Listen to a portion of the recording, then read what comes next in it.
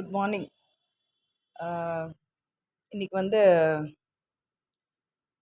மாங்காய் வறுத்து மாங்காய் வறுத்து அப்படின்ட்டு சாதாரணமாக நம்ம சொல்லும் போது அது சொல்லுவோம். அது வந்து என்னென்னா சீசன் டைமில் ஒரு ஃப்ரூட் இருக்குது, சம்மர் ஃப்ரூட் அப்படின்னு சொல்லும் போது இதை மிஸ் பண்ணவே மாட்டாங்க.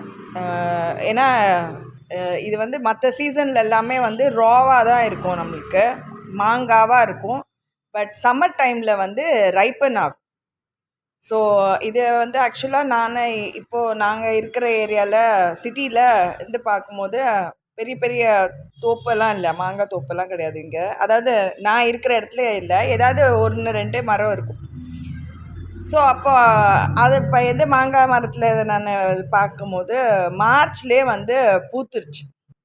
அந்த மாமரத்தில் வந்து நல்ல பூ இருந்துச்சு, அப்புறம் நிறைய வந்து காய்கள் வந்து இருந்துச்சு.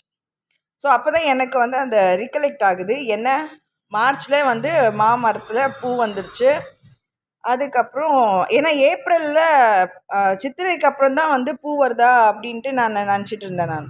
ஏன்னா அந்த தமிழ் வருஷ பருப்புலேயே வந்து சித்திரை மாதத்துக்கு அப்புறம் தான் ஒரு வேளை பூவே பூக்கும் போல இருக்குது அப்படின்னு எனக்கு கொஞ்சம் குழப்பம் வந்தது.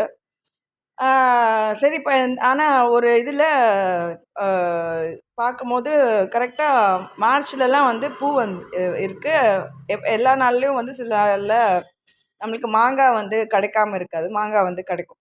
இது மோஸ்ட்டாக வந்து எல்லா வீட்லேயுமே பேக்யார்டில் மாமரம் வந்து வச்சுருப்பாங்க. அதாவது நிறைய மண் இருந்து வீடு நிலம் இருக்கக்கூடிய சில நபர் வந்து தென்னையில் வைக்கிற 1-2 மரங்கள் இருக்கும். மாமரம் கண்டிப்பாக இருக்கும். அதே மாதிரி சில பேர் வீட்டில் வந்து வாழை மரம் வந்து வைப்பாங்க. ஏன்னா இதெல்லாம் அந்த நீர் எல்லாம் வந்து வேஸ்ட் ஆகாமல், ப்ளஸ் மரமும் வளர்த்த மாதிரி இருக்கும், நிழல் கிடைக்கும். அப்புறம் இந்த மாதிரி சீசன் டைமில் இந்த மாதிரியான எப்போவுமே நம்மளுக்கு வீட்டில் தேவையான ஒரு இது வந்து நம்மளுக்கு அங்கே இருக்கும் அப்படிங்கிற மாதிரி. இல்லைன்னு இருக்காமல் வீட்டில் வந்து ஏதாவது ஒரு இந்த மாதிரியான கனிகளோ இல்லை வந்து காயோ அந்த மாதிரியான சில விஷயங்கள் வந்து நம்மளுக்கு எப்போவுமே அதில் விளைச்சல் இருக்கும் அப்படிங்கிறதுக்காக வைப்பாங்க. இப்போது இது மாங்காய் வரத்து அப்படின்னு சொல்லும் போது மாம்பழம் வரத்து அப்படிங்கிறத சொல்ல மாட்டாங்க. இப்போ இந்த சீசனில் வந்து ஏப்ரல் மே அந்த சீசன் வந்து மாம்பழம் வந்து சீசன். அது மேல வந்து ரொம்ப நிறையவே அந்த இது வந்து அது கொள்முதல் சொல்லுவாங்க, அப்புறம் வந்து சாகுபடி பண்ணுறது அப்படின்னு சொல்லுவாங்க.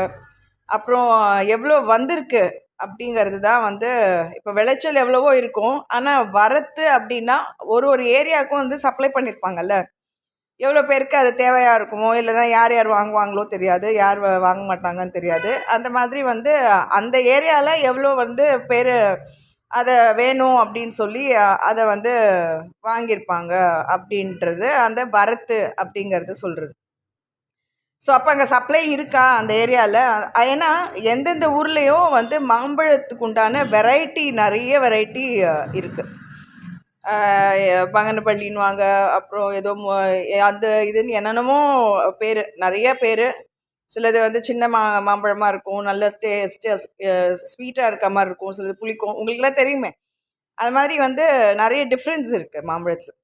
இதில் வந்து என்ன ஒரு விஷயம்னா, எந்த ஊருக்கு எவ்வளோ விலை கொடுக்குறது, எந்த மாம்பழத்தை யார் எவ்வளோ வாங்குவாங்க, இந்த மாம்பழம் வந்து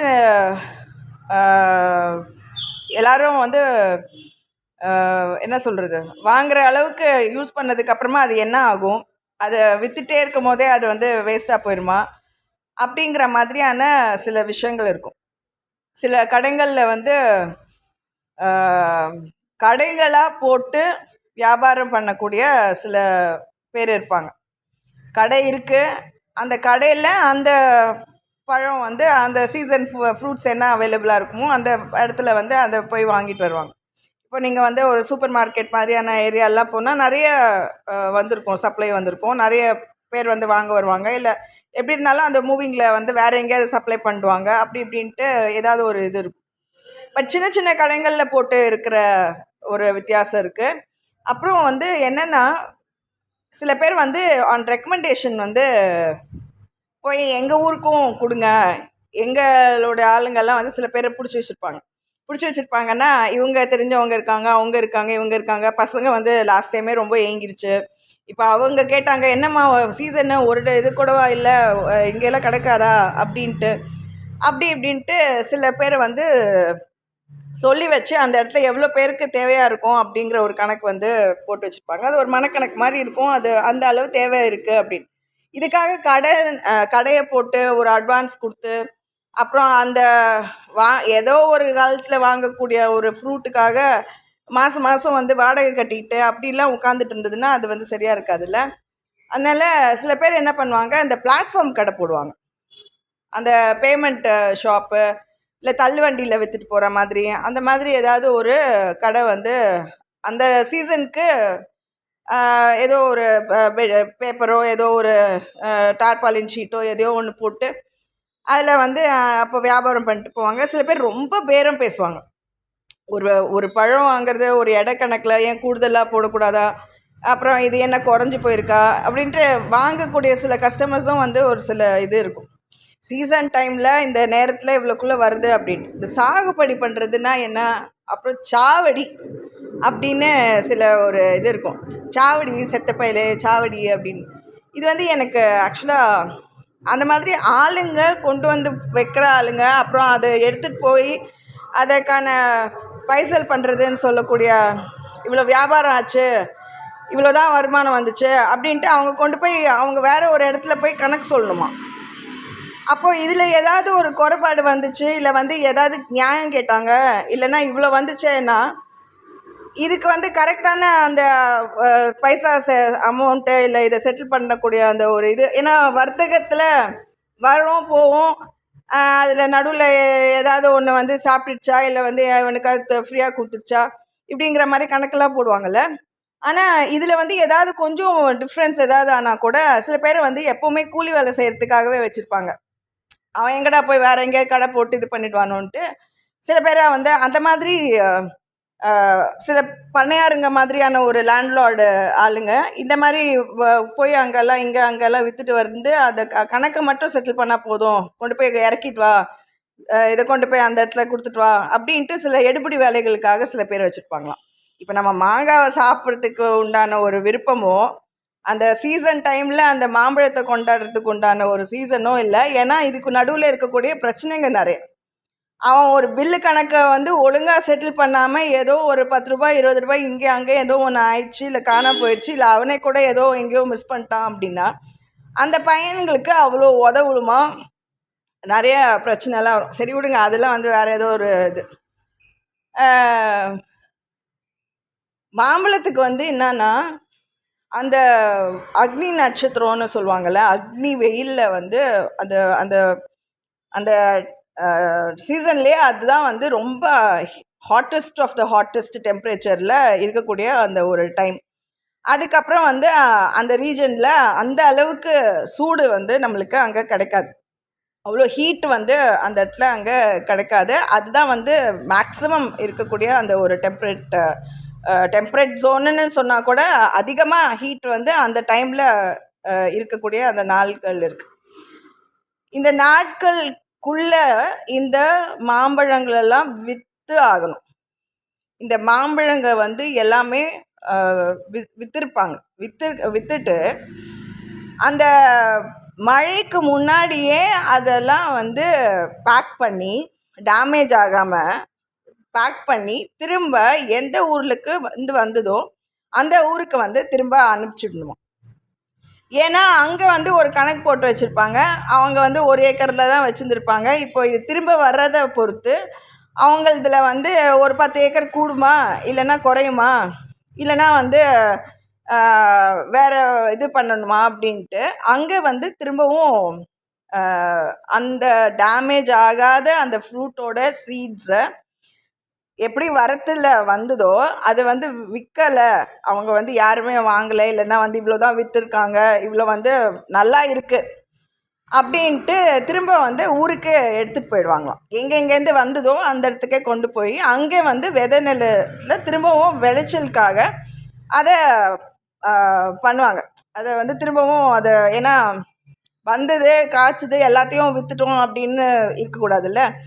திரும்பவும் அந்த ஊர்களுக்கு வந்து எங்கேருந்து வந்ததோ அந்த இடத்துல போயிட்டு அங்கே அதை அழுகாததா நல்லா இருக்கக்கூடிய விதைகளாக வந்து திரும்பவும் அதை விளைநிலத்துக்காக பயன்படுத்தக்கூடிய இது ஒரு ப்ராசஸ். இந்த ப்ராசஸில் வந்து அவங்க இதை வந்து சரியாக வந்து பண்ணிகிட்டே இருக்கிறாங்க.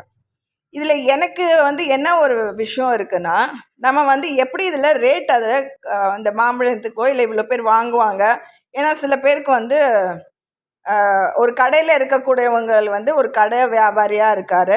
அந்த கடைக்கு வந்து எவ்வளோ அவர் அட்வான்ஸ் கொடுத்துருப்பாரு, இல்லை அவர் சொந்த கடையா, அவங்க மாதம் மாதம் வாடகை கொடுக்க வேண்டியது இருக்குமா. ஒவ்வொரு நாள் கணக்குலையுமே நஷ்டம் கணக்கு இருக்குது. நஷ்டம் ஏற்படுதோ லாபம் ஏற்படுதோ, அது நஷ்டமாக இருந்தால் கூட அதை வந்து நஷ்டம்னு அவங்க வந்து கணக்கே சொல்லாமல் அதை ஏதோ ஒரு விதத்தில் ஈடுகட்டுறதுக்கு பார்த்து அதுலேருந்தே அதை வந்து அது நஷ்டமாக இருந்தால் கூட அது ஏதோ ஒரு ஈடு இருக்குது, அது ஏதோ ஒரு பாசிட்டிவான ஒரு விஷயம் இருக்குன்ட்டு அதுக்கான ஒரு கணக்கெல்லாம் போட்டு அதை வந்து ஓட்டிகிட்டே இருப்பாங்க. ஸோ ஒரு அதை கடையை மூடி வச்சா கூட, வியாபாரமே இல்லைன்னு மூடி வச்சா கூட, அவங்க அந்த நாட்களுக்கு உண்டான விஷயங்களை வந்து அவங்க செட்டில் பண்ணி ஆகும். ஏன்னா அந்த காலையில் ஆரம்பித்து சாயங்காலம் வரைக்கும் இருக்கும், இல்லை நைட்டு வரைக்கும் இருக்கும். இல்லை சில கடைங்க வந்து நாங்கள் சாயங்காலம் தான் ஆரம்பிக்கிறோம், நைட்டெல்லாம் இருக்கும், அடுத்த நாள் காலையில் தான் வேறு ஒருத்தவங்க வருவாங்க, இல்லை அந்த காலையிலலாம் மூடி இருக்கும். இந்த மாதிரி சில வியாபாரங்களுக்கான ஒரு இது இருக்கும் இல்லையா. அத்தனை பேருக்குமே மே 5ஆம் தேதி மட்டும்தான் ஒரு நாள் லீவ் விடுவாங்க. அது வந்து வர்த்தகத்துக்கு ரீதியான அந்த ஒரு 0 hour மாதிரி. அதில் அந்த 0 hourல வந்து வேறு எதுவுமே அந்த டைமில் இருக்காது. ஏன்னா ஏப்ரல் 30க்குள்ளேயே அந்த ஆண்டுக்குண்டான மொத்த கணக்குகளையுமே அவங்க எல்லாருமே ஆடிட்டில் இது பண்ணிகிட்டு இருப்பாங்க. அப்புறம் அந்த மே 5ஆம் தேதி அந்த வர்த்தக தினம் வந்து எல்லா இதுலேயும் வந்து கடை வந்து அன்றைக்கி ஒரு நாள் க்ளோஸ் பண்ணியிருப்பாங்க. வியாபாரமே அன்றைக்கி பண்ண மாட்டாங்க. அது வந்து 0 hourன்னு சொல்லுவாங்க. அது அந்த தராசில் வந்து நேர்படையாக இருக்குது, இந்த பக்கம் இல்லை அந்த பக்கம் இல்லை அப்படின்ற மாதிரி. சரி, இந்த மாதிரியான ஒரு விஷயம் இப்போது இந்த திரும்ப ஒரு முதலீடு பண்ணுறக்கூடியது, திரும்பவும் அது எவ்வளோ விளைச்சலில் இருக்கும், எத்தனை பேருக்கு அது அவசியமாக இருக்கும், எங்கெங்கே அவங்களுக்காக கொடுக்குறாங்க, இப்படியான ஒரு ப்ராசஸில் போகுது. அதாவது நம்ம நிறைய பேரோட கணக்கை வந்து நம்ம சொல்கிறதா இருந்தால், வெறும் தரையில் போட்டு விற்கிறவங்க பேமெண்ட்டில், இல்லைன்னா தள்ளு வண்டியில் போட்டு விற்றுட்டே போகிறாங்க, கூடையில் வச்சு கொண்டு போய் விற்றுட்டே போகிறாங்க. அவங்க கொண்டு போய் திரும்ப அந்த ஊருக்கெல்லாம் கொண்டு போய் கொடுக்க வேண்டிய அவசியம் கிடையாது. அவங்க அதை வந்து வாங்கிடுறாங்க. அது வியாபாரம் ஆச்சோ ஆகலையோ, இல்லை வீட்டில் இருக்கவங்களுக்கு அவங்க கொடுத்துட்டு போகிறாங்க, இல்லை பக்கத்து வீட்டில் எங்கேயாவது கொடுப்பாங்க, இல்லை கோயிலில் எங்கேயாவது கொண்டு போய் கொடுப்பாங்க. அந்த மாதிரி ஏதோ ஒன்று ஆகுது. இப்போ என்னுடைய கணக்கில் என்ன நான் நினைக்கிறேன்னா, ஒரு வெறும் ஒரு துணியோ இல்லைன்னா ஒரு பேப்பரையோ எதையோ ஒன்று போட்டு ஏதோ ஒரு 10 நம்மளால் முடிஞ்சது ஒரு 10 மாம்பழமோ 20 மாம்பழமோ ஏதோ வெரைட்டியாக இருக்கிறதா ஏதோ ஒன்று ஏதோ நம்மளுக்கு என்ன தெரியுமோ, அது நம்மளுக்கு என்ன கிடச்சிதோ நம்மளால் வாங்க முடிஞ்சதை அதில் வச்சுட்டு சேல்னு ஒரு போர்டு போட்டு, ஏன்னா ஃப்ரீயாக எதுவுமே கொடுக்கக்கூடாது. ஃப்ரீயாக கொடுத்தோன்னா அதுக்கு வந்து வேல்யூவே இல்லை. அந்த அவ்வளோ பெரிய ஒரு ப்ராசஸில் நடந்திருக்கக்கூடிய அந்த ஒரு விஷயத்துக்கு வந்து மதிப்பீடே வந்து கணக்கில் போடக்கூடிய மதிப்பீட்டில் இருக்காது. அப்படிங்கிறதுனால சேல் தான் அது வந்து இந்த மாதிரி எல்லார் வீட்லேயும் இல்லையா மாமரம், எல்லார் வீட்லேயும் யாரும் மாம்பழம் பார்த்தது இல்லையா, இந்த மாதிரி ஏதாவது ஒரு பிரச்சனை பண்ணியிருப்பாங்க. யார் அந்த மாம்பழத்து இதில் ஒரு ஆள் நிற்கிறாங்க, இல்லை ஒரு லேடி நிற்கிறாங்கன்னா ஏதாவது ஒன்று சொல்லினே தான் இருப்பாங்க. அதனால் யாருமே நிற்கவே வேண்டாம். வெறும் ஒரு சேல்னு ஒரு போர்டு போட்டு ஒரு கேஷ் பாக்ஸை அங்கே வச்சிடுறீங்கன்னு வைங்க. கேஷ் பாக்ஸை வச்சுட்டா அந்த மாம்பழம் என்ன விலைன்னு நீங்கள் சொல்ல வேண்டாம், அவங்களால கொடுக்க முடியுமா முடியாதாங்கிறது கூட அவங்க சொல்ல வேண்டாம். ஆனால் ஒரு மாம்பழம் எடுக்கிறாங்களோ 2 மாம்பழம் எடுக்கிறாங்களோ, இல்லைன்னா வந்து அதுக்கு எவ்வளோ மொத்தமாக அதில் இருக்குங்கிறத பார்த்துட்டு அதுக்கேற்ற மாதிரி அவங்க வந்து கேஷ் பாக்ஸில் கேஷ் போட்டுட்டு அவங்களுக்கு வேண்டியதை அவங்களே எடுத்துகிட்டு போக மாட்டாங்களா? இந்த வெண்டிங் மிஷின் எல்லாம் சொல்லுவாங்கள்ல, அதில் வந்து நம்மளுக்கு எவ்வளோ வேணுமோ அந்த அமௌண்ட்டை ஒரு குறிப்பிட்டிருப்பாங்க. அந்த காயினோ இல்லைன்னா அந்த தொகையோ நம்ம டிஜிட்டல் மணியில் ஸ்கேன் பண்ணி போட்ட பிறகு எவ்வளோ பேமெண்ட் பண்ணணுமோ அதை பேமெண்ட் பண்ணிட்டு அந்த பொருளை எடுத்துக்குவாங்க. ப்ராசஸ்டு ஃபுட்டெல்லாம் இருந்ததுன்னா இப்போ இந்த மாதிரி மாம்பழமோ இந்த மாதிரி இருக்கக்கூடிய சீசனுக்கு உண்டான ஒரு விஷயம் வந்து எப்படி வந்து நம்ம அதுக்கான விலை நம்ம சொல்ல முடியும்? அப்போ சில பேர் வந்து கிண்டல் அடிக்கிறாங்க. எப்படி கிண்டல் அடிப்பாங்க?